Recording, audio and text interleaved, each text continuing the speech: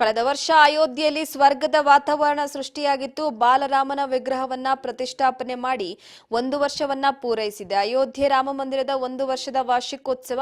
ಹೀಗಾಗಿ ಪ್ರಭು ಶ್ರೀರಾಮ ಮಂದಿರ ನಿರ್ಮಾಣಗೊಂಡು 1 ವರ್ಷ ಪೂರೈಸಿದ ಸುಸಂದರ್ಭದಲ್ಲಿ ನಿನ್ನೆ ಶ್ರೀರಾಮೋತ್ಸವ ಕಾರ್ಯಕ್ರಮವನ್ನ ಅದ್ದೂರಿಯಾಗಿ ಹಮ್ಮಿಕೊಳ್ಳಲಾಗಿತ್ತು. ಈ ವೇಳೆ ಬಸವನಗುಡಿ ವಿಧಾನಸಭಾ ಕ್ಷೇತ್ರದ ಶಾಸಕ ಎಲೆ ರವಿಸುಬ್ರಹ್ಮಣ್ಯ, ಸಂಸದ ತೇಜಸ್ವಿ ಸೂರ್ಯ, ಬಿಬಿಎಂಪಿ ಸದಸ್ಯರು, ಸಂಗಾತಿ ವೆಂಕಟೇಶ್ ಭಾಗಿಯಾಗಿದ್ದರು.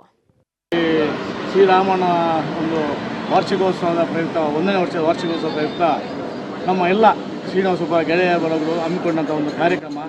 ಅಂದರೆ ಕಾರಣ ಅದಕ್ಕೆ ನಾವು ಪ್ರತಿಷ್ಠಾಪನೆಯ ದಿವಸವೂ ಅಲ್ಲಿ ಅಂದರೆ ರಾಮನ ಪ್ರತಿಷ್ಠಾಪನೆ ದಿವಸವೂ ಇಲ್ಲಿ ನಾವು ಆಚರಣೆ ಮಾಡಿದ್ವಿ.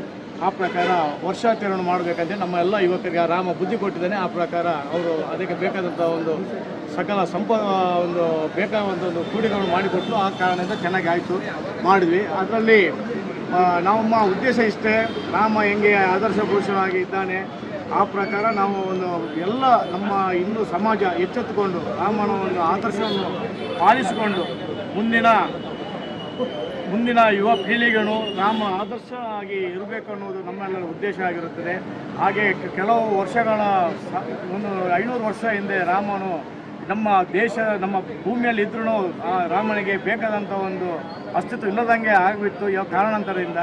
ಅದು ಇವಾಗ ನಮ್ಮ ಮೋದಿಯವರು ಬಂದ ಮೇಲೆ ಅದಕ್ಕೊಂದು ಜೀವಕಲೆ ಕೊಟ್ಟು ಪ್ರತಿಷ್ಠಾಪನೆ ಮಾಡಿದ್ರಿಂದ ಎಲ್ಲ ನಮ್ಮ ಹಿಂದೂ ಸಮಾಜ ಎತ್ತೆತ್ತುಕೊಂಡು ಈ ಒಂದು ಕಾರ್ಯಕ್ರಮವನ್ನು